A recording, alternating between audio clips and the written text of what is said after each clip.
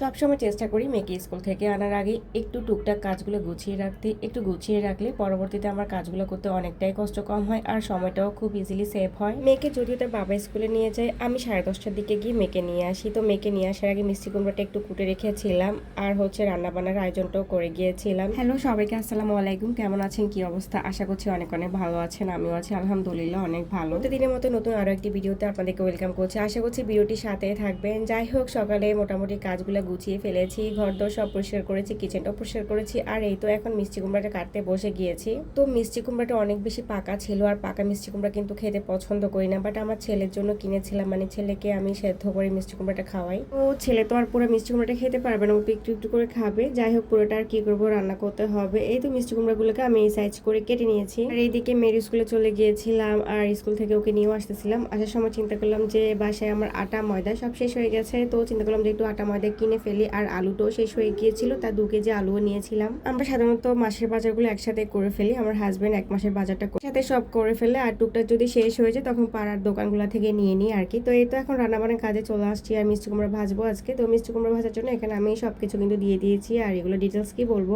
তবে এই যে মিষ্টি কুমড়া ভাজি, মিষ্টি কুমড়াটা না মানে চুলায় দেওয়ার সাথে সাথে কিন্তু একদম মানে ভর্তা হয়ে গেছে। আমি তো ভাবতে পারিনি এভাবে এতটা ভর্তা হয়ে যাবে, কারণ বাসায় সবসময় একটু কাঁচা টাপচে মিষ্টি কুমড়াগুলাই কিনি, এরকম পাকা কিন্তু মিষ্টি কুমড়া কিনি না। এই মিষ্টি কুমড়াটা কাটার সময় এত বেশি শক্ত হয়েছিল, আমার কিন্তু অনেকক্ষণ সময় লেগেছিল। যাই হোক, মিষ্টি কুমড়াটা এবার আমি কড়াইতে দিয়ে দিয়েছি আর একটু ভালো করে কিন্তু সব মশলার সাথে নেড়ে চেড়ে নিতেছি। তো একটু আমি ঢাকনাটা দিয়ে দিলাম আর 2-3 মিনিটের মধ্যে কিন্তু মিষ্টি কুমড়া একদম ভর্তা হয়ে গেছে। কি বলবো, দেখে একদম মনটাই খারাপ হয়ে গেল। আর এদিকে চুলায় ডাল বসিয়ে দিয়েছি। এই যে দেখুন মিষ্টি কুমড়ার অবস্থা, মনে হচ্ছে এটাকে কেউ থেতলে দিয়েছে। আমার একটু ভুল হয়ে গেছিল, এগুলো যেহেতু পাকনা মিষ্টি কুমড়া ছিল এগুলো একটু বড় বড় করে কাটা উচিত ছিল। আমি যেহেতু সবসময় কাঁচা টাপসে মিষ্টি কুমড়া কিনি আর ওগুলাকে আমি এই সাইজে কাটি, তো ওভাবে কিন্তু কেটে ফেলেছি। এটা যে পাকনা মিষ্টি কুমড়া এবং খুব তাড়াতাড়ি যে মজে ভর্তা হয়ে যাবে এটা বুঝতে পারিনি। এই তো মেয়ের স্কুলে আনার আগে কিন্তু আমি মাছগুলো ফ্রিজ থেকে নামিয়ে গিয়ে রেখেছিলাম আর কি। তো মাছগুলো এভাবে বাজার থেকে আনা হয়েছিল আর আমি একটু হলুদ লবণ মাখিয়ে কিন্তু ফ্রিজে রেখে দিয়েছিলাম। এভাবে কিন্তু শিং মাছ, তারপর মাগুর মাছ, যে কোনো মানে মাছ এভাবে রাখলে আপনার আঁশগুলো কিন্তু পরিষ্কার করতে খুব ইজি হয়। যদিও মাগুর মাছের অত কালো কালো আঁশগুলো উঠে না শিং মাছের মতো, তারপরে যতটুকু আমি পেরেছি করেছি। এই মাছটা কিন্তু আমি আগে আর কখনোই পরিষ্কার করিনি।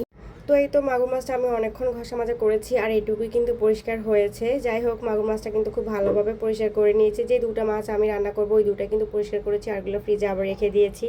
তো এবার আমি মাছ রান্নায় চলে এসেছি, এখানে চুলে সবকিছু দিয়ে দিয়েছি। আর মাগুর মাছটা আমি আজকে আলু দিয়ে রান্না করতেছি, মানে হালকা একটু আলু দিচ্ছি আর কি। এভাবে আলু দিয়ে রান্না করলে কিন্তু ভালোই লাগে সব দেশি মাছগুলাকে। তো যাই হোক, এখানে সবকিছু মশলাপাতি দিয়ে দিয়েছি। এটা আর কি বলবো, বলার কিছুই নেই। সবকিছু দিয়ে কিন্তু খুব ভালোভাবে তেলের সাথে নেড়ে ছেড়ে কষিয়ে নিচ্ছি। একটু ভয়ে ভয়ে ছিলাম আসলে মাছটা কেমন হবে, কারণ জামাই অনেক শখ করে মাছটা নিয়ে এসেছে। কারণ আমি এইসব দেশি টাইপসের মাছগুলো খেতে না বেশ পছন্দ করি। সবসময় আমার আম্মু কিন্তু আমাদের পুকুরের এই মাছগুলো বাসায় পাঠায়, বাজার থেকে কিন্তু কখনোই কিনে আনা হয়নি। প্রথমবারই কিন্তু এই মাছটা কিন্তু বাজার থেকে কিনে আনা হয়েছে এবং বাজার থেকে কিন্তু কেটে আনা হয়েছে। আমি জাস্ট আঁশগুলোকে পরিষ্কার করেছি। এই তো এদিকে দেখতে পাচ্ছেন আলুগুলো দিয়ে দিয়েছি আর মাছটাও দিয়ে দিয়েছি। মাছটা যেহেতু অনেক নরম তাই আলুটা আর মাছটা একসাথে দিয়ে দিয়েছি। হালকা একটু পানি দিয়েছি আর এভাবে কিন্তু কষিয়ে দিয়ে দিলাম। আর এদিকে চিচিঙ্গা কাটতে বসে গেছি। আর চিচিঙ্গা এভাবে সবজি কাটার দিয়ে করলে কিন্তু বেশ সুবিধা হয়, আমার কাছে বটে দিয়ে কাটতে অসুবিধা লাগে। এই সবজি কাটার দিয়ে কিন্তু এভাবে খুব ইজিলি আমি করে ফেলি। আহা, ভিডিওতে কি স্পিডে কাজগুলো করতেছি, যদি বাস্তবে এভাবে স্পিডে কাজগুলো করতে পারতাম তাহলে বেশ ভালোই হইতো। আর এদিকে চিচিঙ্গাগুলোকে এভাবে কিন্তু কেটে নিয়েছি। তো এই তো দেখতে পাচ্ছেন কাটা হয়ে গেছে।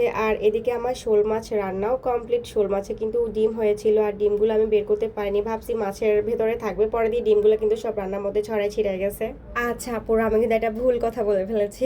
আপনারা কি কেউ কি বুঝতে পারছেন আমি কি ভুল করছি? আচ্ছা, ভুল যদি বুঝতে পারেন তাহলে কিন্তু অবশ্যই কমেন্টস করবেন। আমি কিন্তু এখানে শোল মাছ বলেছি, আমি কিন্তু মাগুর মাছ রান্না করতেছিলাম, ভুলে কিন্তু শোল মাছ বলে দিয়েছি। বললাম যে এটা ডিলিট করবো না, এইভাবে রেখে দিব আর পরে দিয়ে বলে দিব। যাই হোক, এখানে আমি দেখুন চিচিঙ্গা ভাজার জন্য সব মশলাপাতি দিয়ে দিচ্ছি। আর চিচিঙ্গাটা শুধু আমি হলুদ আর কাঁচামরিচ দিয়ে ভাজবো আর লাস্টের দিকে একটা ডিম দিব। এভাবে কিন্তু চিচিঙ্গা ভাজলে বেশ মজা লাগে। তবে লবণ টবণও দিয়েছি, আবার ভাইবেন না লবণ দিয়ে নেই। এই যে দেখতে পাচ্ছেন লবণ দিয়ে দিয়েছি। আর সবকিছু কিন্তু কষানো হয়ে গেলে এখন চিচিঙ্গাগুলোকে আমি দিয়ে দিচ্ছি। চিচিঙ্গাটা রান্না করলে ভালো লাগে না। চিচিঙ্গা সবজিটা আপনারা কিভাবে খান অবশ্যই কমেন্টস করে জানাবেন, আমি সবসময় ভেজে খাই। যাই হোক, এভাবে সবকিছু দিয়ে এবার আমি ভালো করে কিন্তু নেড়ে ছেড়ে মশলার সাথে মিশিয়ে নিচ্ছি। আর চুলার আঁচটা একদম লোতে রেখেছি, ঢাকনা দিয়ে দিয়েছি আর এভাবে কিন্তু কিছুক্ষণের জন্য রান্না করে নিব। তো এই তো এতগুলো রান্না আপনার সাথে শেয়ার করেছি। আমার ভিডিওটি একটু লং, যদিও আমি ইউটিউবের জন্য একসাথে করেছি, এই জন্য একটু লং করে কিন্তু এখন ভিডিওগুলো মেক করবো। আপনারা একটু ধৈর্য ধরে ভিডিওটি দেখার চেষ্টা করবেন। আর আজকে পর্যন্ত এই পর্যন্ত, সে ভালো থাকবেন, সুস্থ থাকবেন, আল্লাহ হাফেজ।